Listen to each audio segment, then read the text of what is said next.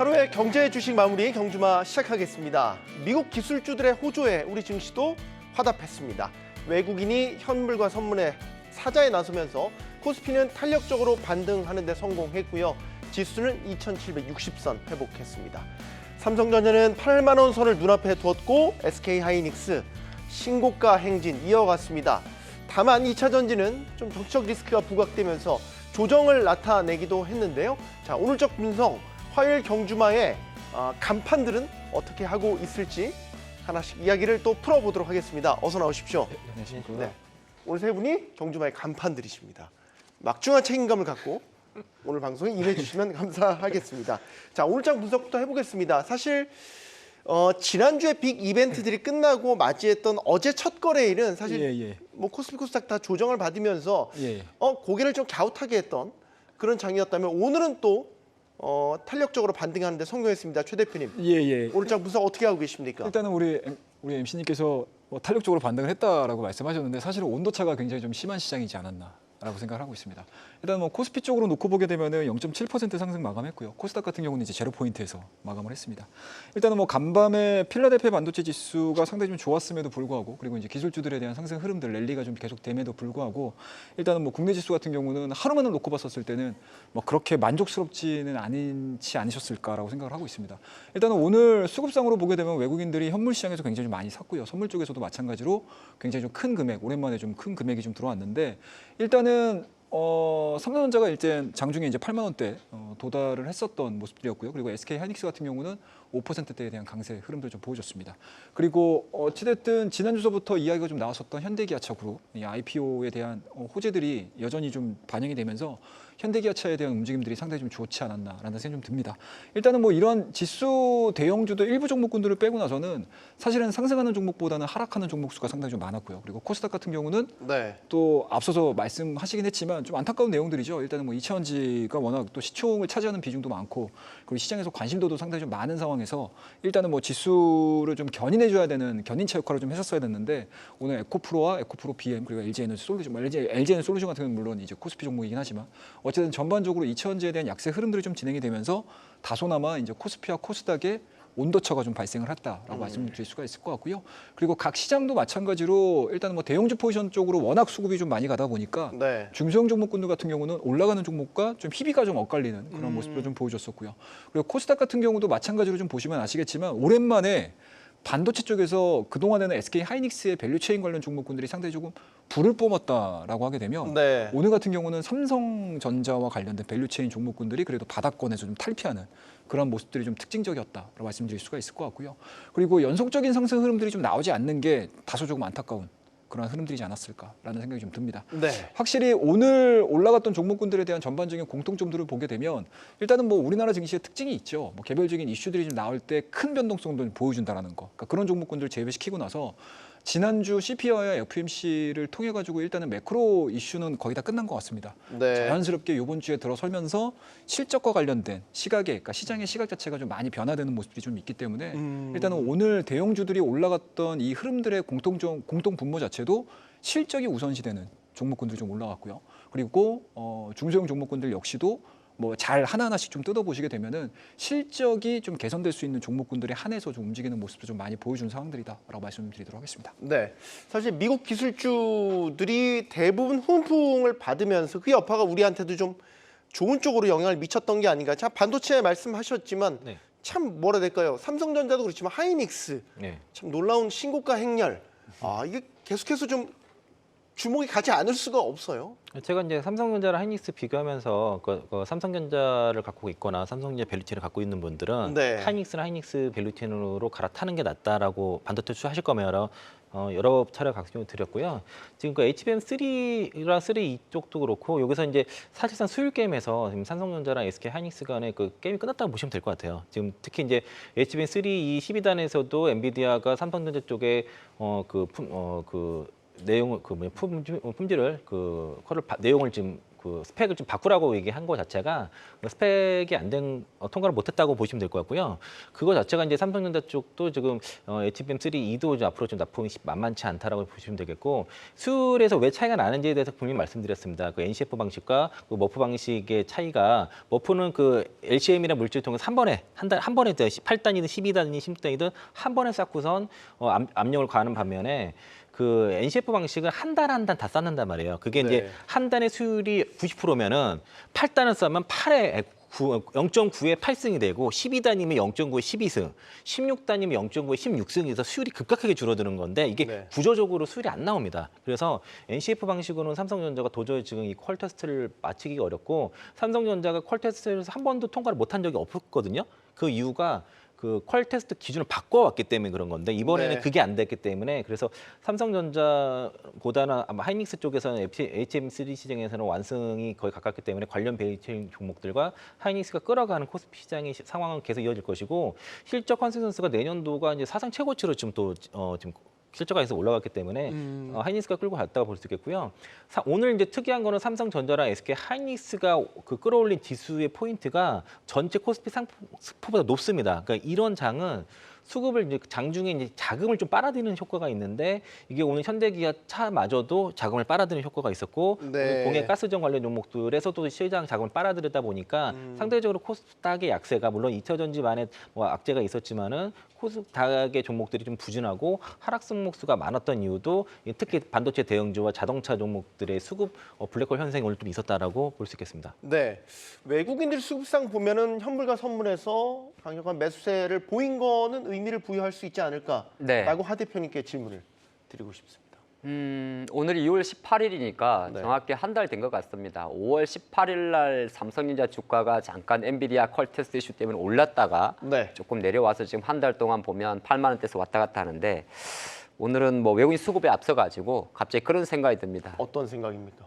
부자가 되려면 부자의 곁에서 생각해라. 부자의 편에서 그런 말이 있는데 아까 그런 거죠. 조금 전에 이야기하신 대로 최근 한 달 동안 우리나라 증시는 상승 하락 종목 수율의 비율 자체가 80% 밑에 있습니다. 그러니까 쉽게 말해서 뭐 삼성전자, 하이닉스 오늘 보면 지금 딱 그래요. 전차라고 이야기를 해서 전기전자 대형주하고 자동차 여기 개인들이 투자하는 이제 영일만 프로젝트 관련 기업들을 빼고 나면 사실 코스피 종목 같은 경우도 여전히 뭐 900개 정도 종목 중에서 항상 500개 이상이 하락하는 종목인데 이건 우리만 그런 것도 아니에요. 미국도 똑같습니다. 그러니까 글로벌 자금 자체가 일시적으로 대형 테크주에 몰려있다 그렇게 보시는 게 좋을 것 같아요. 그러면 미국 같은 경우는 지금 세계에 3조 달러 기업이 있지 않습니까? 근데 전부 다 재료가 다 그럴싸한 재료를 갖고 있습니다. 아시겠지만 애플 같은 경우는 아이폰 16에 대한 기대감이 있는 거고요.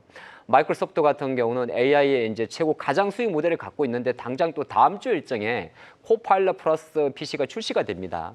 그리고 엔비디아 같은 경우는 엔비디아가 원래 실적 발표하면 통상적으로 좀 쉬었었는데 이번 같은 경우는 엔비디아 두 가지 모멘텀이 있죠. 한 가지가 주식 분할에 대한 가격 착시 효과가 있고요. 그보다 더 강력한 재료가 있습니다. 바로 다우지수 편입 가능성이라는 거죠. 그러다 보니까 글로벌 자금들 같은 경우 그래서 미국도 보면 S&P 500개 기업 중에서 497개를 빼고 3개 종목이 거의 지수 비중의 20%를 차지하고 있습니다. 한국은 삼성전자하고 하이닉스를 합치게 되면 대략 600조 정도가 들어가는데 그러면 전체 코스피 2100조 정도 시장에서 대략 30% 정도니까 뭐 크게 놓고 보게 되면 우리가 투자하는 관점에서는 딱 두 가지가 있습니다. 주가 지수에 베팅하든지 아니면 반도체 ETF에 투자할 방법밖에 없습니다. 지금은 뭐가 더 낫습니까? 그게 바로 지금 외국인들의 투자 패턴이라는 거죠. 오늘 뭐 최근에 보게 되면 그러니까 그거 딱 그렇게 가서 오늘 우리가 다룰 이야기는 딱 두 가지밖에 없어요. 하이닉스 얼마까지 갈 것 같냐? 정말 현대차는 내일 모레 30만 원 가느냐? 그렇다면 과연 기아는 얼마까지 가느냐? 약간 이 영화로 따지면 스포일러 같은 굉장히 나쁜 역할을 저희가 오늘 할 이야기들을 미리 지금 언급을 해 주셨네요. 지령이 내려왔습니다. 네. 자, 간판 들이십니다. 잊지 마시고. 오늘 저희 다뤄볼 이야기 중에서 특징주는 이걸 다뤄보려고 합니다. 석유 시추 관련 주들이 오늘 다시 한번 주목을 받았던 날이었습니다. 잠시 쉬었었거든요. 근데 이제 주목을 받았던 이유가 있습니다. 시추 탐사를 위한 여러 가지 뭐 투자도 받는다, 뭐 초기 자금에 대한 집행도 결정이 됐다 이런 뉴스들이 전해졌는데 이 전략 회의를 잠정적으로 계획하고 있다라는 소식이 전해졌단 말이죠. 뭔가 불확실성 속에서 그래도 뭔가 한 단계 한 단계씩은 밟아 나간다라는 뉴스들이 나오면 이렇게 꿈틀꿈틀 되는 것 같아요. 네. 어떤 부분부터 말씀해 주시겠어요, 최 대표님? 뭐 간단하게 말씀을 네. 드리도록 하겠습니다. 뭐 제가 다 얘기하면 또 우리 대표님들이나 부장님들 말씀 못 하실 것 같아서 일단 뭐 제가 생각하고 있는 부분들은 일단은 시장이 모멘텀 공백이라고 생각을 하고 있습니다.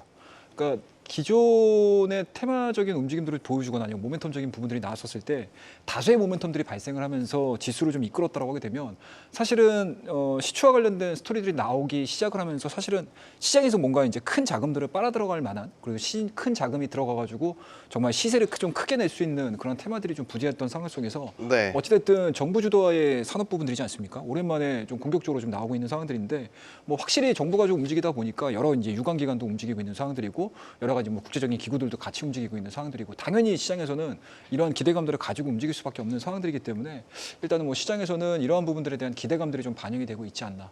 라는 생각이 좀 들고요. 그리고 계속적으로 지금 언론을 통해 가지고 뭐 일정이라든지 아니면 움직일 수 있을 만한 거리들을 지금 제공을 하고 있는 상황들이기 때문에 네. 아마 그때마다 이제 주가에 대한 탄력도들은 굉장히 좀 높아지지 않겠느냐라는 생각이 좀 들고요.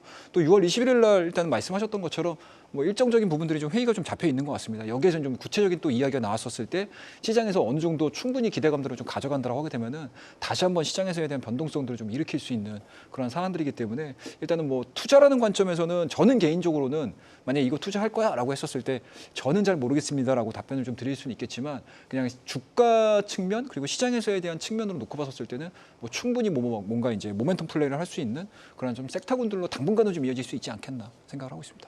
이창환 부장님은 어떤 견해세요? 그러니까 저게 그 시추봉을 한 5개 뚫어봐서 거기서 하나만 터져도 좀 대박이 나는 거지 않습니까? 뭐 있다고 보는 거죠. 네, 그러니까 그래서 지금 상업 생산을 하는 그 거죠. 가능성이 있는 지역을 이제 뚫어보는 거잖아요. 뭐 20%면은 한 개당 20% 정도면 대략 그 각각의 독립 사건이 아니라 5개 중 한 개만 터지면 되니까 그 터질 확률은 한 67% 정도 될 거거든요. 단순하게만 보면 일단 그러면 기존은 그게 안 그렇게 되면 있죠. 계속 뚫으면 뚫을수록 확률은 올라가는 게 되고 그게 물론 이제 대신 돈이 많이 들겠죠. 한 개 1,300억 정도인데 네. 뭐 되면은 그게 뭐 수백조 될 수 있는 거니까 이건 해볼 만한 거거든요. 우리나라 입장에서는. 그리고 이게 단순히 이제 우리가 초기 투자 비용 이런 문제가 아니라 우리가 앞으로 에너지 우리가 지금 산유국이 아니에요. 2021년도에 그 가스가 끊겼기 때문에 네. 다시 산유국의 지위를 되찾으려면은 그 정도 들으면은 이거 해볼 만하지 않은가 생각이 좀 개인적으로 좀 들고요. 그래서 이게 정부가 좀 의지가 있는 것 같아서 연말까지는 어쨌든 연말에 좀 그 시추를 한다고 했을 때는 그때까지는 이어지는 테마가 아닌가 싶고 그래서 저도 오늘 종목들을 좀 보다가 네. 진짜 수혜제를 한번 이거 해볼까 이런 생각이 들었어요. 눈에 띄는 게 있으셨어요? 뭐 포스코 인터내셔널이라든가 실제 이제 탐색 관련된 회사들은 이거 그러니까 기본적으로 이 사업이 아니더라도 실적 모멘텀이 있는 종목들 중에서 골라서 이게 모멘텀을 추가적으로 붙을 수 있는 종목들은 좀 해볼만하다는 생각이 들더라고요. 그래서 이게 단순하게 그냥 우리가 없는 테마로만 볼 게 아닌 것 같고, 네. 여기서는 선별을 이제 지금부터 선별을 되게 잘해가지고. 진짜 수혜주를 선별을 잘해서 좀 투자해볼 가치가 좀 있다. 다만 이제 그냥 단순하게 테마로 움직인 게 아니라 본호백의 성장 모멘텀을 가지면서 이 해당 그 동해가스전에 대한 수혜도 가능한 회사들을 잘 픽을 하면은 네. 꽤 좋은 성과 날 수 있을 것 같다는 생각이 들어서 저도 좀 고민을 해보겠습니다. 투자에 어쨌든 좋은 대해서. 종목을 선별한다는 전제하에 네. 이건 단순한 테마로 볼 건 아니다라고 투자해볼 가치가 있다라고 긍정적인 그린라이트를 켜셨고 하 대표님. 네. 근데 이거는 사실 단순 테마가 아니라 해서 투자적 관점에서 볼 만한 기업은 딱 2가지 정도만 있는 것 같습니다. 그게 이제 한국가스공사하고 포스코 인터내셔널 정도가 될 거고 네. 기타 이제 이거를 시장에서는 대왕고래 관련해 가지고 프로젝트가 파이프 뭐라고 하죠? 이 테이블을 만들게 되거든요. 뭐 예를 들어서 시추와 관련된 거, 기재와 관련된 거, 기자재 그리고 뭐 오늘 같은 경우는 또 마침 해외 쪽에서 국제 유가가 80달러 올라온 것도 있다 보니까 가스전 유통회사라든지 석유 관련 기업들이 움직이게 되는데 그건 테마가 맞고요. 네. 제가 볼 때는 한국가스공사가 전체 하루에 거래 대금 자체가 5천억 정도가 들어가거든요. 실제 움직이는 그럼 자체가. 네. 그러면 이제 시장에 들어와 있는 데이트레이드의 자금 자체는 거의 메인 관점에서 가스공사를 매매를 하는 건데 지금 우리가 자막에는 또다시 꿈틀댄다고 이야기를 드립니다만 사실 조금 전에 다시 전체 관련주들 보게 되면 한국가스공사하고 포스코 인터내셔널하고 몇 개를 제하고 나면 이미 자금이 빠지고 있다는 겁니다. 네, 그런 관점을 보시면 좋을 것 같고 아주 이거는 테마라고 하기에는 뭔가 이게 임팩은 좀 없어요. 제 생각은 그래요. 그러니까 테마라 그러면은 너무 톤이 너무 높았구나. 괜찮습니다. 너무 먼 이야기를 해야 되는데 이거는 그리 먼지는 않아요 또. 이게 왜냐하면 실제적으로 시초가 되는 게 27년이고 3천이 하더라도 자원개발이기 때문에 당장 내년이 아니어도 상관은 없는 거거든요. 그러니까 정부의 국책 사업이라서 어떻게 보면 진행은 되는데 그러니까 이게 좀 테마 치면 좀 이건 뭐 약간 갸우뚱해야 되는데 그렇지는 않고 그러면 정리하게 되면 네. 저는 매매로만 하는 게 맞다고 생각을 합니다. 그래서 매매로만 할 수 있는 종목은 딱 하나밖에 없습니다. 한국가스공사. 그게 아닌 모든 기업들은 대부분이 주가가 움직일 수 있습니다만은 그게 힘 빠지는 속도가 대부분 이제 거래량 감소거든요. 그거는 염두하고 보시면서 보시는 게 좋을 것 같습니다. 네, 우리 시청자님께서는 이런 의견도 주셨어요. 초전도체주 테마주와 이게 비슷한 결로 봐야 되는 것 아니냐라는 의견도 주셨어요. 초전도체. 그 이유가 뭘까요? 뭐 이유를 댓글에 달아주시면 제가 또 소개해드리도록. 다르죠. 왜냐하면 초전도체는 핵심 자체가 상온 초전도체였거든요. 그러니까 레시피를 읽고 그것을 실제로 시험 검증하는 관점에 따라서 성공할 수 있고 실패할 수 있는 확률이었고 이 같은 경우는 가서 그동안 한국석유공사가 계속 뚫어요. 시추를 계속 해왔고 지금도 해왔고 그게 뭐 확률 자체로 우리가 예상할 수 없습니다만 이번 어느 정도 검증된 단계에서 진행을 하는 거잖아요. 그래서 돈이 많이 드니까 또 이번 주 금요일 날 해외 투자 유치해서 관련이기 때문에 그거랑은 조금 다릅니다. 뭐 다른 사람들은 좀 이거는 그렇지만. 이제 테마주라는 관점에서 보는 시각 같으세요. 그래서 초전도체라는 말씀을 주신 것 같은데 네. 이건 제가 계속 보면서 이것도 또 시장에서 소개해드릴게요. 의견이 좀 많이 갈릴 거예요. 그러니까 확률이 높아가지고 우리가 뚫었었을 때 정말 우리가 쓸 수 있는 뭐 원유가 됐든 나올 수 있다라고 보는 쪽이 있고요. 또 한쪽은 이미 이거를 상업성이 떨어진다. 뭐 설령 들어있다 하더라도 여기서 시추가 되는 뭐 원유라든지 이런 부분들이 상업성으로서 거의 뭐 가치가 없다라고 분석을 하는 쪽도 있습니다. 그래서 아마 그런 부분들이 좀 얘기가 많이 나올 거예요, 시장에서. 가장 큰 차이점은 초전도체는 검증이 불가능합니다. 그러니까 이게 성공이든 실패든 간에 계속 우리는 나는 이렇게 해서 성공할 줄 알았다라고 얘기하면은 네. 계속 그게 이제 그 검증이 쉽지 않은 게 문제가 있고요. 결국에는 그 동해가스는 뚫어보면 나요. 이게 그 우물이 다 물일지 그 안에 뭐 20%가 석유일지 그게 꽉 찬 석유일지는 뚫어보면 어차피 검증이 가능한 것이고 네. 초전도체는 검증이 안 된다는 그런 문제가 있는 거죠. 네. 현재로서는 가타부타 결론을 내릴 수 없고 결국에는 구멍을 뚫어서 우리가 해봐야 된다. 시추 탐사를 해봐야 된다. 140억 배럴이라고 나왔던 최대치는 말 그대로 최대치입니다. 그리고 추정치고요. 결국에는 우리가 확인 과정을 거쳐야 된다는 거 다시 한번 말씀을 드리겠습니다. 자, 다음 이슈로 넘어가 보도록 하겠습니다. 자, 오늘 다뤄볼 이슈들 이제 본격적으로 들어가 볼 텐데요. 오늘 뭘 주목해서 가장 많이 보셨는지 궁금한데 저희가 이 주제를 먼저 다뤄보려고 합니다. 현대차, 기아. 오늘 다 신고가 경신했습니다. 요즘 현대차처럼 주가가 참 군더더기 없이 잘 가는 게 또 있나? 요즘 진짜 별 재미가 없는 시장이었잖아요. 예. 상대적으로 참 예쁜 모양새를 갖고 있는 뭐 그룹주가 아닐까라는 예, 생각을 하게 됩니다. 최 대표님. 일단은 뭐 한동안 사실 현대기아차가 시장에서 약간 좀 주춤했었어요. 그러니까 시장에서의 관심도가 그렇게 크진 않았었던 상황이었습니다. 네. 하지만 6월달, 5월달 말 지나면서부터 빠르게 지금 신고가 갱신을 해주고 있는 상황들이기 때문에 일단은 뭐 그만큼 시장에서에 대한 관심도가 상당히 좀 높아지고 있다라고 보시면 좋을 것 같고요. 뭐 이러한 부분들은 저는 개인적으로는 가장 6월달 들어서 이제 현대기아차에 대한 움직임들이 뭐 이런 좋은 흐름들을 좀 보여주는 거는 확실히 실적이라고 봐요. 기본적인 베이스 자체는 실적이라고 봅니다. 그리고 그 네. 이전에 이미 현대기아차가 보여주고 있는 퍼포먼스가 국내만 머물러 있는 것이 아니고 미국에서만 머물러 있는 것이 아니고 전체 글로벌 이 자동차 시장에서에 대한 점유율 부분들 그리고 실적적인 부분들 그리고 앞으로 나아갈 수 있는 기대감들 자체 스토리들을 굉장히 좀 탄탄하게 만들어주고 있는 상황들이기 때문에 확실히 이 시즌에서 시장에서 관심을 가질 수밖에 없는 그런 상황들이다라고 보시면 좋을 것 같고요. 거기에다가 또 하나 또 약간 좀 부스터 역할을 해주는 부분들은 현대기아차의 IPO. 인도 시장에서의 IPO 말씀이시죠. 이 이슈가 좀 나오기 시작을 하면서 이게 쉽게 우리가 흔히 보는 이제 인적 분할이나 문적 분할이 개념이 아닌 거잖아요. 네. 그러니까 원래 법인이 새롭게 인도에서 IPO를 설정을 하는 거기 때문에 일단 현대기아차가 가질 수 있는 뭔가 성장성에 대한 그림들 자체가 뭔가 이제 미주 시장이라든지 뭐 아시아 시장이라든지 유럽 시장에서 여기서 멈추는 것이 아니고 세계 3대 시장으로 할 수 있는 인도 시장에서의 뭔가 폭발적인 성장 흐름들이라든지 뭐 생산 기지가 됐든 아니면 판매 기지가 됐든 뭐 이런 부분들을 봤었을 때 시장에서 긍정적인 평가가 좀 나오고 있지 않나라는 생각이 좀 들고요. 그리고 뭐 실적 부분들은 뭐 다들 아시겠지만 2분기 실적, 1분기 실적도 워낙 뭐 어닝 서프라이즈 만들어냈었고요. 2분기 실적도 마찬가지로 2분기 실적 자체를 현대차가 지금 44조에서 45조 정도 예상을 하고 있습니다. 영업이익을 한 4조 정도 예상을 하고 있는 상황들이기 때문에 1분기 못지않은 실적에 대한 기대치들이 분명히 있고요. 그와 더불어서 원달러 환율 부분들이 뭐 내려오면 좋겠지만 아직까지는 1,350원대 위에서 지금 계속 놀고 있는 상황들이기 때문에 원달러 환율과 관련된 뭐 환율 효과 부분들까지 점해진다라고 하게 되면은 뭐 전기차에서 보여주고 있는 성장성 그리고 하이브리드 시장에서 보여주는 성장성 뭐 내연기관 여전히 탄탄하고요. 그리고 앞으로 보여줄 수 있는 전기차 시장에서의 점유율 증가 부분들을 좀 고민을 해봤었을 때 가장 외국인들도 그렇고 기관도 그렇고 내가 이 시점에서 실적도 그렇고 성장성도 그렇고 가장 부합되는 기업을 찾아봐라고 했었을 때 현대기아차 그리고 이 현대기아차와 같은 맥을 연결해주고 있고 그 같은 해외 진출을 통해 가지고 생산 기지를 가지고 있는 부품주도까지 좀 끌어올리는 상황들이기 때문에 이 부분들은 좀 당분간은 좀 지속이 될 수 있지 않겠느냐라는 생각이 좀 들고요.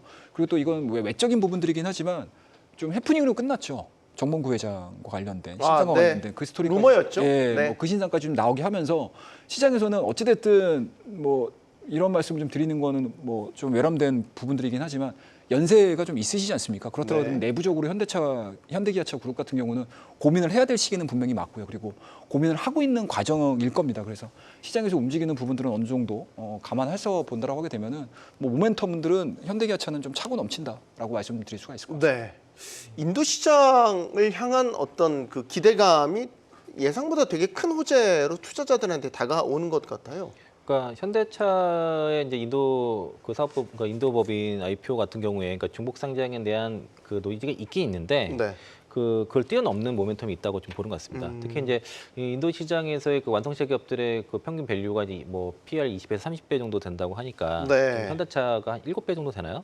네. 그러니까 이제 상대적으로 그러면 그 가치가 더 그 밸류업이 될 수 있다라고 보는 것이고, 그리고 이제 그 한 4조 정도 그 IPO를 할 터인데 그 주식을 이제 자체 신주를 발행하지 않고 기존에 갖고 있는 거에서 한 17.4% 정도 매각을 해서 약 4조 원 정도 조달할 건데요. 이게 이제 투자로 이어지게 된다고 했을 때는 뭐 이 기업의 가치 당연히 더 올라가겠죠. 이제 앞으로 향후에 인도 시장이 글로벌 탑 5 안에 들어가니까 거기 이제 그 성장성도 가장 앞으로 잠재 시장이 크기 때문에 인구도 많고 해서 이 시장에 대해서 향후에 성장 가능성이 높기 때문에 이거에 대해서 많이 그 점수를 주는 것 같고, 2분기 실적 컨센서스도 지금 현대기아차 같이 많이 올라가고 있습니다. 특히 이제 현대기아차의 좀 약간 논조가 바뀐 게, 그 전에는 이제 그 북미 시장에서의 전기차 시장 진출에 있어서 시애틀과 같이 동행을 하고 래프 배터리를 많이 채택을 하려고 했으나 이게 이제 국내 배터리 업체로서 많이 대체를 하는 모습들을 보여지면서 최근에 언론에서 노출되는 그런 내용들과 그 회사에서 밝히는 전기차 시장에 대한 성장에 대해서 좀 바뀌었어요, 논조가. 그래서 네. 향후에 저도 이제 뭐 여러 가지 기술 측면에서도 다른 완성차 기업에 대해서도 이 GMP를 비롯한 전기차 플랫폼 기술이 최소 4년에서 6년 정도 앞서있기 때문에 네. 이런 기술력을 바탕으로 해서 좋은 K 배터리를 사용함으로써 이제 전기차 시대에서는 향후에는 도요타도 앞서갈 수 있는 잠재력을 가지고 있다라고 저는 개인적으로 보고 있어서 여전히 이제 좋은 관점에서 보고 있고요. 현대기아차 지금 뭐 만약에 이제 다른 전기차 정도의 밸류를 향후에 받게 된다고 했을 때는 뭐 업사이드는 상당할 수 있겠죠. 지금 현대차 PR 보니까 6.53배. 네. 7배 아래네요. 네. 상당히 낮은 동종업계 대비 낮은 수준의 PR을 갖고 있다. 하 대표님 어떻게 보시는지요? 현대차, 기아, 뭐 통칭해서 현대차 그룹이라고 말씀을 드릴게요. 네, 뭐 인도는 사실 가장 우리가 현대차 IPO에 주목하는 이유가 뭐냐 하면 인도하고 중국하고 안 좋습니다. 국경 문제 때문에. 그래서 실제적으로 비아디 같은 경우도 살벌하게 싸우죠. 네, 인도에다 공장 짓는 것 자체가 이제 거부되는 상황이 되는 거고, 아까 말씀하신 대로 현대차가 글로벌 8개 이제 해외 법인이 있는데 그중에서 연간 100만 대 전후의 이제 자동차를 생산 판매하는 데가 인도하고 미국 쪽이거든요. 작년도는 대략 80만 대 정도가 이제 생산 판매를 하게 되는 거고. 네. 근데 인도가 보시면 2030년까지 이제 전기차 전환 속도를 좀 높이던 계획이 있습니다. 한 25%까지, 30% 정도까지 전기차 보급률을 늘리려고 하는데, 네. 마침 현대차에 아마 다음 달에 다시 발표할 건데 중기 인도 시장 공략 프로젝트를 보면 지금 150만 대까지 올리겠다는 거거든요. 거의 2배. 네, 현대차가 배치를 작년도에 잡았군요. 정확히 78만 대 정도를 인도에서 생산 판매를 하게 되는데 여기에 2배 정도 기아 합쳐서 올리게 됩니다. 그러면 이 IPO를 통해서 조달하는 자금 자체가 구조 매출을 통해서 대략 5조 정도라고 이야기하면 마침 인도 정부가 여기에 6,900억 이상의 자금을 투자할 경우에 관세 혜택을 주게 됩니다. 거의 네. 15%까지 내리게 되는 거거든요. 그래서 발맞춰서 현대차는 최소 2030년까지 5종의 전기차를 출시하게 되고 기아 같은 경우도 그림이 가기 때문에 충분히 인도법인의 IPO는 어떻게 보게 되면 뭐 지분 가치가 중요한 게 아니라 중요하죠. 근데 제가 바라볼 때는 이 자금을 어디에 쓸 때 가장 중요한데 현대차에서 어느 정도 이야기를 해요. 4조 원 정도가 조달이 되게 되면 일단은 전기차, 그다음에 일정 부분 자율주행, 그리고 일정 부분 주주 환원 정책에 사용할 확률이 되게 높습니다. 네. 아까 말씀하신 그 국내 현대차가 토요타, GM, 포드 등등의 차보다 밸류가 거의 꼴찌거든요. 그 이유는 뭐냐 하면 토요타가 연간 49% 정도의 주주 환원율을 보여주고 있고 네. 현대는 보통 26% 정도 되거든요. 그러면 한편으로 이런 자금을 통해 가지고 현대차가 7월 달에 발표 예정인 주주 환원 정책까지 펼치게 되면 현대 기아차의 지금 현재 밸류 같은 경우는 올라갈 수가 있습니다. 그래서 이 모든 게 좀 복합적이기 때문에 최근 6월 달 접어들어서 현대, 그러니까 인도법인의 IPO와 밸류업 정책과 그다음에 EV3든지 기타 북미 아메리카 모든 게 맞아 들어가는 겁니다. 네. 이렇게 좀 보시는 게 좋을 것 같습니다. 삼박자가 맞아 떨어져가는 지금 그림으로 하 대표님 네. 말씀을 들으면 그러면 이 질문을 세 분께도 드리고 싶은 건 어디까지 더 고점을 높여 잡을 수 있을까요? 지금 오늘 현대차 종가가 28만 3천 원인데 뭐 30만 원 선에 대한 기대가 지금 나오고 있어서 네. 현실적인 질문을 또 우리 시청자들도 궁금해하세요. 예, 일단은 네. 뭐 각각의 기관들의 평균값이 지금 나오게 되면은 계속 올라요. 지금 1주마다 올립니다. 우리나라 국내 증권사 기관도 마찬가지로 계속 지금 업사이드를 계속 열어놓고 있는 상황들이고요. 네. 지난주 최근 들어서는 이제 골드만삭스하고 JP 모건도 마찬가지로 어떤 헤드라인이 달렸냐면 테슬라보다 현대 기아차가 훨씬 낫다. 이런 이제 헤드라인을 달면서 35만 원대까지 지금 부르고 있는 상황들이거든요. 뭐 그렇다고 되면은 현재 지금 앞서 이제 말씀하셨던 PER, 그러니까 밸류를 기본으로 계산을 했었을 때 실적 자체가 좀 더 나아준다라고 하게 되면은 뭐 충분히 이 짧은 기간 안에 저는 35만 원대까지도 충분히 좀 도달할 수 있지 않겠냐. 짧은 기간 안에. 예, 짧은 안에. 상당히 그래봤자 공격적으로. 10%밖에 안 되거든요, 사실. 그 어느 증권사? 그렇죠. 퍼센테이지로 따지면 뭐 그 35만 원 어느 증권사였죠? 그 평균적으로 놓고 봤었을 때 35만 원 정도로. 그럼 최고가가 어디 증권사죠? 지금 최고가요? 네. 28만 9천 원입니다. 28만 9천 원이요. 왜 물어보세요? 그걸 되물어보시면 어떻게 질문을 드렸는데. 컴플라이언스 규정상 제가 제시할 수 있는 게 네. 증권사 예, 예. 목표가 최고치거든요. 아. 그러니까 저는 이제 증권사 목표치 최고치를 가능하다 말씀드리고 저촉이 안 될 정도로 그리고 발언하세요? 네. 그 어느 증권사에서 목표가를 상향한다. 그럼 그거 말씀드리겠습니다. 네, 우리 이창훈 부장님은 개인적 사정이 있어서 잠시 내려놓으시고 하 대표님. 근데 이거는 뭐 사실 현대차를 밸류를 가지고 평가하기는 좀 뭐 하고요. 그러니까 과연 어느 정도의 주주 환원 정책을 펼치냐가 가장 관건이거든요.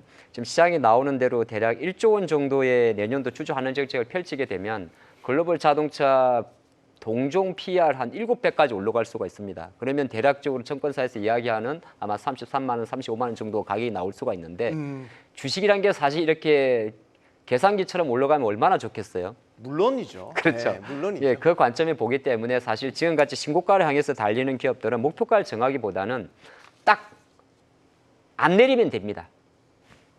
안 내리면 된다고요? 네. 그러니까 탑승을 했으면 끌고 가야 되는 거죠. 우리가 항상 보면 주식이 이제 믿고 계속 가자, 쥐고 가자라는 말씀이시죠? 왜냐하면 물론 주가라는 게 영원한 게 없긴 없는데 시점 관점에서는 제가 볼 때 현대 기아가 올해 1년 기준으로 가장 높은 주가 상승 탄력성을 보이는 월이 있다면 그거는 6월달, 7월달 될 것 같습니다.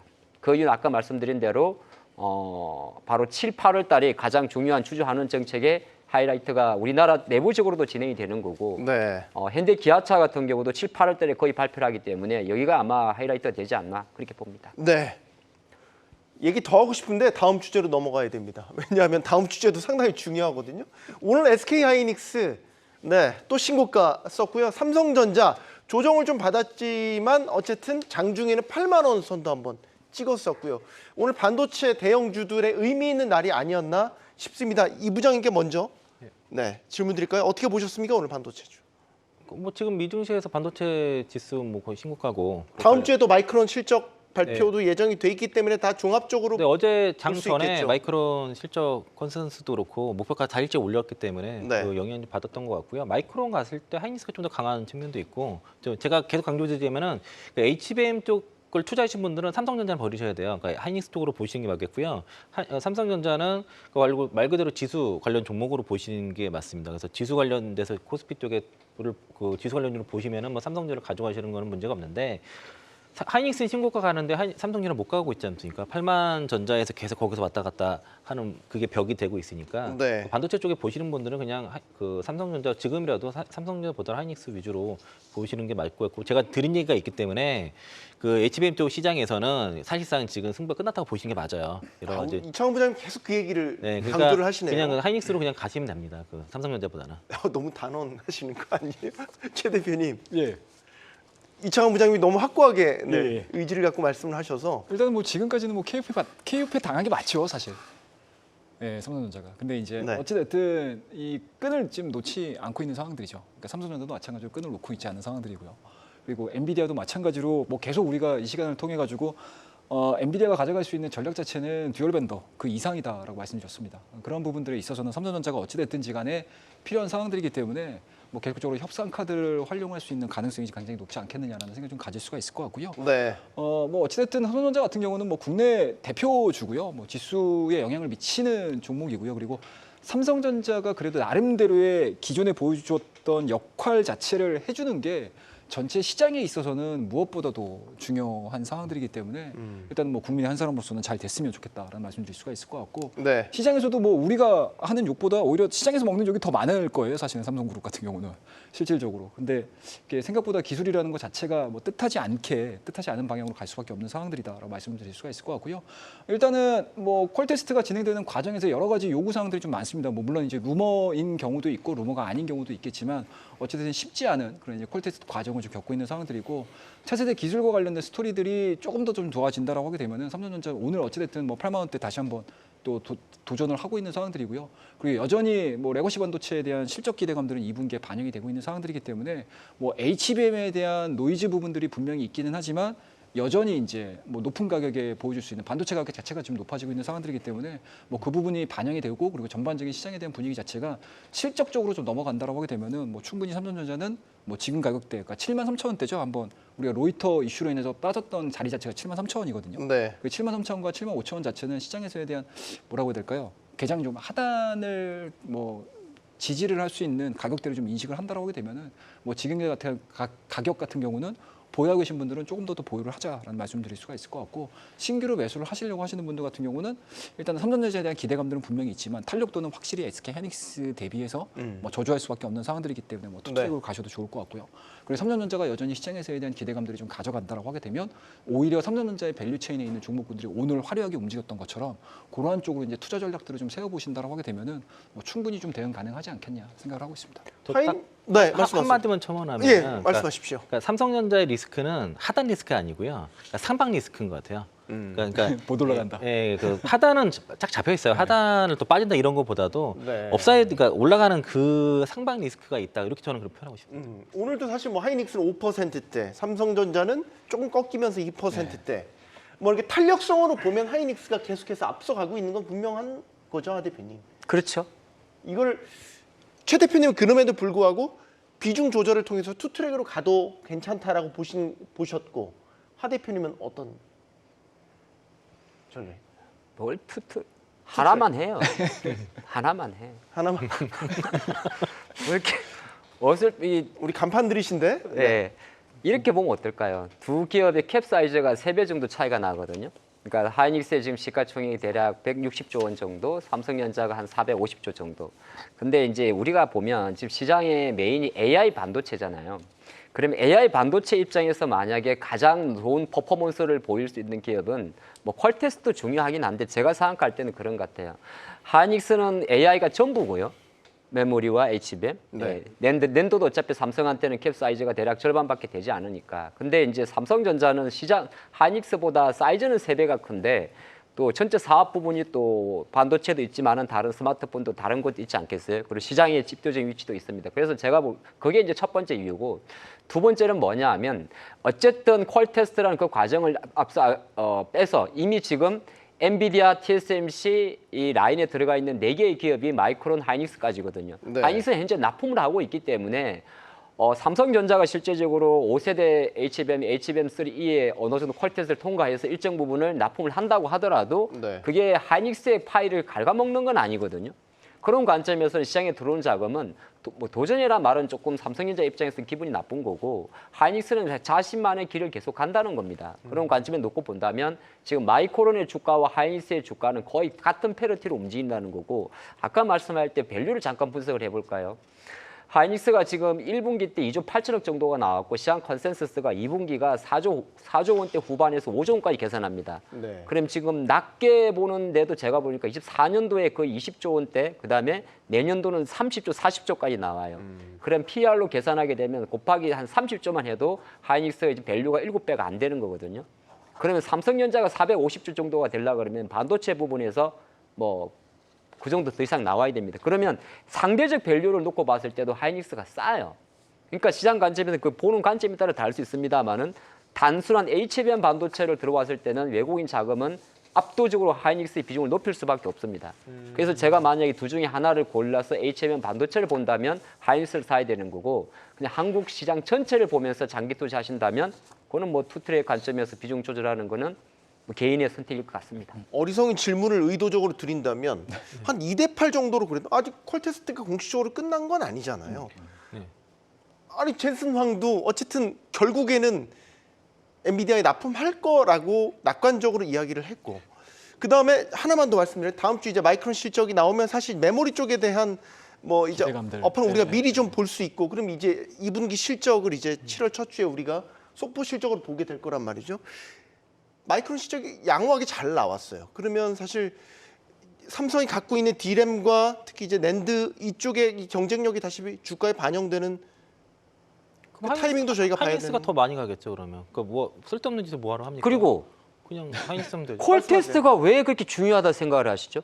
HBM 반도체에서 가장 핵심은 바로 50%가 되지 않는 수율 문제입니다.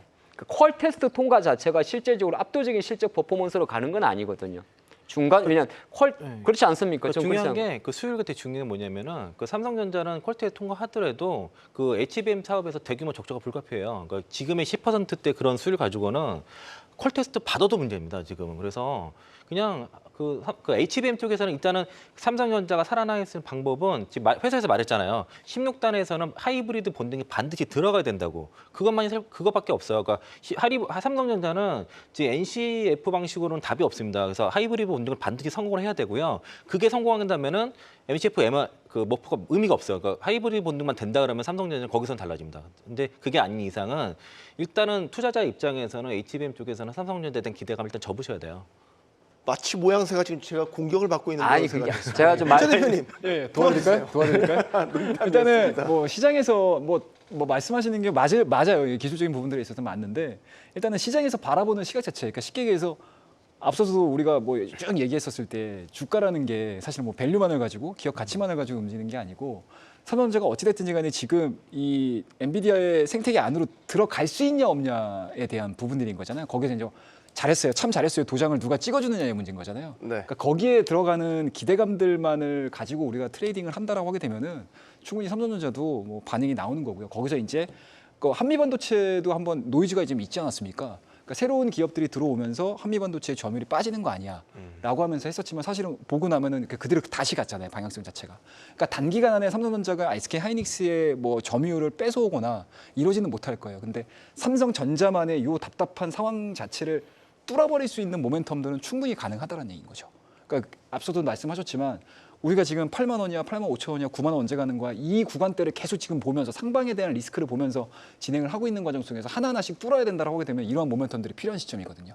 그런 부분들에 있어서는 뭐 충분한 모멘텀으로서는 저는 개인적으로는 작용할 거라고 생각을 하고 있습니다. 제가 추가적으로 하면 약간 오해의 소지가 있을 수가 있는데 퀄 테스트가 뭐가 중요합니까가 아니고 퀄 테스트 자체에 삼성전자의 투자 포인트를 잡는 것 자체가 리스크하다는 거예요. 그러니까 이게 아주 작은 기업 같은 경우는 네. 퀄 테스트가 통과돼서 엔비디아 밸류체인에 들어갔을 경우에 폭발적인 실적 증가에 대한 기대감을 가져갈 수가 있는데 예. 삼성전자 같은 경우는 물론 당연히 날개를 달 수 있습니다만 그 위에 진행될 수 있는 뭐 예를 들어서 양성률이라든지 아니면 재고자산 평가 손실에 대한 이슈라든지 이런 것까지 감안해야 돼서 그러니까 삼성전자란 기업 자체를 퀄 테스트 성공 여부에 따라서 주가 타점을 잡는 것보다는 뭐 전체적으로 HBM 반도체를 통해 가지고 전체 레거시 반도체라든 낸드까지 같이 커지는 그 그림으로 장기 투자를 해야 되지. 퀄 테스트 될 것 같다고 언론 보도 오버된 보도 나오면 급하게 샀다가 안 된다 그러면 빠지고 그런 매매를 좀 지양하자. 그 의미로 받아들이는 게 좋을 것 같습니다. 네. 오늘 방송 끝나고 소주 한잔 하면서 풀라고 우리 시청자님께서 괜찮습니다. 저희 굉장히 쿨하고요. 저희가 또 오늘 특히 화요일은 경주마의 간판들이시기 때문에 전혀 이런 토론에 전혀 감정적으로 동요하지 않는다는 것 분명히 말씀드립니다. 자, 다음 이슈 또 짚어볼까요? 자, 블록딜 사전 공시제가 지금 앞두고 있습니다. 시행을 앞두고 있습니다. 이게 주식시장에 어떤 영향을 미칠 것인가 다양한 분석들이 나오고 있거든요. 일단 블록딜 하면 대량으로 장외 시장에서 주식을 처분을 하잖아요. 그렇죠. 보통 호재보다 이게 악재로 반영되기가 일반적이었거든요. 어떻게 보세요? 사전 공시제가 되면 어떤 변화가 있을 거라고 일단은 보세요? 기업들은 다급해졌고요. 그리고 개인 투자자분들 입장에서는 야 제대로 정책이 드디어 시행되는구나.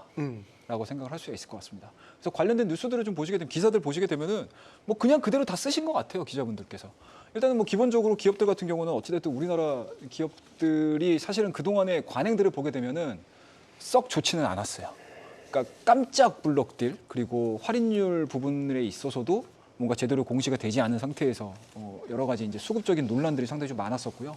그리고 통상적으로 블록들이 되게 되면 물론 이제 좋은 블록들도 있습니다. 네. 새로운 투자자가 새롭게 이 기업에 진입을 함으로 인해서 뭔가 기업의 사업적인 영위성이라든지 영속성이라든지 이런 부분들에 있어서 플러스 알파가 되는 경우들도 종종 있긴 했었지만 대부분의 경우들을 좀 보시게 되면 그렇게 선의의 블록딜은 없었거든요. 네. 그런 부분들이 좀 있다 보니까 우리 개인 투자자분들 입장에서는 블록딜하게 되면 좀 부정적인 인식이 좀 강했습니다.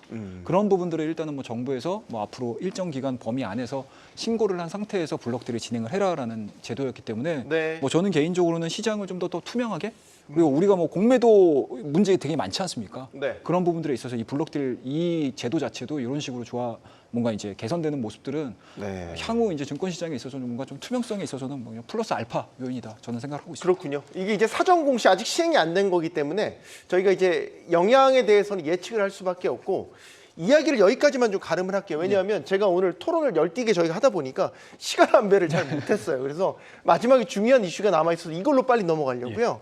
2차 전지입니다. 2차 전지는 오늘 좀 조정을 받았거든요. 자, 이걸 두고 여러 가지 해석들이 나옵니다. 사실 미국발 악재성 뉴스가 나왔던 건 공화당 대선 후보인 도널드 트럼프의 2차 전지는 정확히 하면 전기차와 관련된 이야기죠. 전기차 정책에 대한 부정적인 어떤 언급을 한 것이 전해지면서 이게 또 2차 전지주들의 좀 조정의 빌미가 되지 않았나 이런 분석이 나오는데 부장님 네. 어떻게 보시는지 먼저 질문 드리겠습니다. 그 얘기는 오늘이 아니라 어젠가 그저께 그렇죠. 어제 기준이죠. 네, 나왔던 얘기고요. 네. 트럼프가 이제 국회의사당 클럽에 모여서 이제 의원들에게 그 비공개였고 거기에 대해서 이제 그 전기차와 그 배터리에 관한 그 바이든 대통령의 그 맨데이트라고 표현했더라고요. 그 더월 맨데이트가 이제 의무상 뭐 명령이 모든 명령이 미친 짓이다 이렇게 표현을 했는데 여기서 이제 그 의원 한 명이 이 비공개 내용을 이제 의역해서 얘기를 한 것들이 좀 이슈가 됐고요. 그러니까 이제 그 IRA법 폐기라든가 이런 내용은 사실 있는 게 아니고 사실상 이제 그 전에도 얘기했던 연비 규제 같은 거, 그러니까 그 오바마 대통령 때 그 연비 규제를 좀 강화를 했던 것들을 트럼프 대통령 그 집권 시절에 좀 완화시켜줬거든요. 그런 것들을 얘기하는 것이고 네. 그 IRA법에 대한 폐지 얘기는 없었습니다. 다만 이제 이게 그런 그 폐지 가능성에 대해서 계속 얘기가 사실 노이즈가 되는 거는 이미 그 대집권을 하더라도 IRA법 폐지가 어렵다는 것들은 사실 중론이거든요. 그러니까 어떤 요건에 의해서 IRA법의 폐지가 가능하냐면은 일단 트럼프 대통령이 집권을 해야 되고 상원을 모두 다 장악을 해야 되는 상황이죠. 여기서 이제 새로운 입법을 기존 법을 폐기를 하려면은 새로운 입법을 또 해야 됩니다. 그러면 그 과정이 좀 필요할 것이고, 이제 IRA법에 의해서 지금 엄청난 많은 일자리들이 창출이 되고, 특히 이제 그 배터리 3사뿐만 아니라 그 미국의 완성차 기업들과 같이 조인트 벤처를 맺었거든요. 그런 투자 지역들을 보면은 미시간, 애리조나, 오하이오, 테네시, 조지아, 켄터키 이런 데들인데 상당수 공화당 의원들이 우세 지역들이 상당히 많습니다. 그래서 트럼프 대통령이 이런 그 전기차 관련된 정책 얘기를 할 때 이런 지역들, 그러니까 그 공화당 의원이 우세 지역에서는 이 얘기를 안 합니다. 그걸 잘 보셔야 돼요. 그렇지 않은 지역에서 주로 이제 그 바이든 대통령과 맞서기 위해서 얘기를 하는 것이고, 이런 그 전기차 정책에 대해서 그 폐지라든가 특히 IRA법을 건드리는 것 자체가 이런 경합 지역에서 트럼프한테 결코 유리하지 않아요. 그러니까 그렇지 않은 곳에서 지금 자꾸만 이제 그 워딩을 하는 것이니까 이런 내용들을 잘 구분해서 보자. 구분해서 판단하시면 좋을 것 같고요. 이게 대선이 11월이고 이제 여름 지나서 계속해서 가까워질수록 토론도 있을 거고 양당 후보들의 말들도 계속해서 기사화되고 이슈화 될 거란 말이죠. 그러니까 저희가 우려하는 건 그거 아닙니까? 이런 식의 어떤 그 뉴스들이 결국은 섹터를 흔드는. 그렇죠. 네. 예, 맞습니다. 일단은 뭐 표면적으로 가장 이야기가 편한 게, 그러니까 왜 2차 전지가 약해라고 했었을 때 가장 편하게 얘기할 수 있는 부분들이 사실 이런 이제 단발적인 이슈겠죠. 그리고 어찌됐든지 간에 미국 시장에 이제 집중적으로 이제 우리나라 2차 전지는 관심을 좀 갖고 있는 시장이다 보니까 미국의 정책 자체가 변화가 됐었을 때 흔들릴 수밖에 없는 건 당연합니다. 네. 하지만 저는 개인적으로는 좀 근본적인 부분들을 보자라고 말씀드리도록 하겠습니다. 아마 오늘 우리 경주마 시간을 계속 놓고 봤었을 때 제가 하나의 이야기에 좀 집중되는 단어를 많이 썼어요. 그게 뭐냐면 실적입니다. 그러니까 어찌됐든 지난주를 기점으로 해서 매크로가 끝났어요. 그리고 이제 6월 달 말이 지금 다가오고 있는 상황들이다 그러면 여전히 뭐 2분기 실적 시즌에 방점을 찍어줘야 되는 상황이거든요. 그렇더라도 외국인과 기관들 같은 경우, 그리고 이제 뭐 이러한 이제 뭐 부수적으로 발생되는 이러한 이슈들은 사실은 뭐 대선 관련해가지고 나왔던 이슈들이 오늘만 나온 게 아니거든요. 최근에 나온 게 아니에요. 계속적으로 이제 트럼프와 바이든이 대선 레이스를 펼치면서 계속 얘기가 나왔던 부분들이고, 트럼프는 여전히 바이든이 그동안에 4년 동안 해왔던 모든 정책들에 대해서 거수기를 지금 들고 있는 상황들이기 때문에 뭐 여전히 노이즈는 분명히 있습니다. 뭐 그런 측면에서 놓고 봤었을 때 이것 때문에 주가가 빠졌다라는 개념보다는 네. 원래 2분기 실적에 대한 우려감들이 분명히 있다라는 시장을 보는 거죠. 그리고 전체적으로 놓고 봤었을 때 어찌됐든지 간에 2차전지 지금 캐중 구간에 들어가 있고 실적에 대한 우려감도 분명히 있고요. 그리고 이 부분들을 반등을 시킬 수 있을 만한 모멘텀 자체를 지금 찾지 못하다 보니까 여기에 대한 악재 부분들까지 반영이 되다 보니까 시장이 좀 과하게 좀 반응을 하고 있는 상황들이기 때문에 뭐 그 부분들 정도로 이해하시면 좋을 것 같습니다. 아 대표님 짧게만 의견 듣겠습니다. 네, 지금 뭐 트럼프나 요 같은 경우 말씀하신 대로 이제 미국 대선까지 계속 전 정권이 현 정권에 대한 어떤 정책에 반기를 드는 거기 때문에 계속 화두가 될 것이고요. 네. 마침 이러한 주가 자체가 최근에 이번 주 조금 많이 부정적으로 반영된 건 모든 게 좀 복합적이었던 것 같습니다. 뭐 예를 들어서 프랑스 극우 정당의 득세도 마찬가지 될 것 같고, 왜냐하면 지금 프랑스도 마찬가지고 바이든도 마찬가지, 대부분의 바이든이 IRA 정책이 우리 표현 말로는 인플레이션 방지 법안인데 결정적으로는 친환경 저탄소 쪽이거든요. 그러다 보니까 친환경 저탄소를 위해서 미국이 세액 공제를 한 부분이 있는데 국내가 이게 좀 민감하게 반응한 것 같습니다. 밤새 네. 테슬라의 주가를 보면 FST 내용도 있었습니다만 사실은 테슬라 모델 Y의 전기차 보조금 확대되는 부분도 없잖아 있었거든요. 네. 그러니까 국내 관점에서 아무래도 뭐 반도체 자동차 강하고 여타의 좀 흐름 자체가 뭐 약간은 조금 언더퍼폼의 그림으로 가고 있지 않나 저는 그렇게 봤습니다. 알겠습니다. 2차 전지주 관심 많으신 분들은 오늘 조정을 받는 것을 보면서 뭐 여러 생각들이 드셨을 것 같습니다. 미국 대선 후보인 트럼프의 입을 누가 막을 수 있겠습니까? 그리고 우리는 뭐가 옳은 것인지, 또 어떤 선거 결과가 나오고 어떤 영향을 받을 것인지는 알 수는 없습니다. 하지만 이 말은 꼭 드리고 싶네요. 달게 목을 비틀어도 새벽은 온다고 말이죠. 오늘도 수고 많으셨습니다. 경주마였습니다.